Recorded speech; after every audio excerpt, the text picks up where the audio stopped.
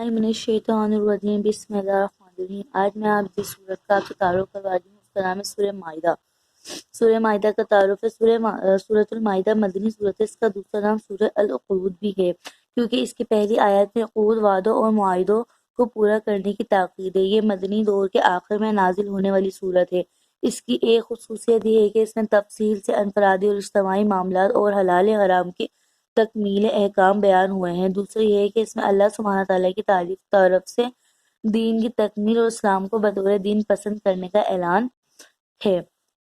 وجہ تسمیہ: لفظ مائدہ کا معنی ہے دسترخوان ہے کیونکہ اس میں ایک موجزانہ دسترخوان کے نزول کا ذکر ہے۔ یہ نام اس سورت کی آیت 112 اور 114 سے لیا گیا ہے۔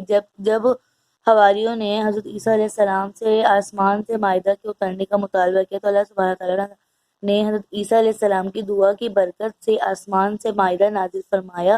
اس وجہ سے سورت کا نام سورہ المائدہ رکھا گیا۔ گزشتہ صورتوں سے ربط: نمبر 1، قرآن حکیم کی 4 مدنی صورتیں سورہ البقرہ، سورہ ال عمران، سورہ نساء اور سورہ مائدہ بالترتیب ہیں۔ ان کے بنیادی موضوعات یہ ہیں کہ اہل کتاب پر اتمام حجت اور احکام شریعت پر، بالخصوص رسول اللہ صلی اللہ علیہ وسلم نے پر ایمان، آپ صلی اللہ علیہ وسلم کے اطاعت و اتباع اور آپ صلی اللہ علیہ وسلم کی تعظیم و توقیر جو کہ ایمان کی روح اور دین کی جان ہے۔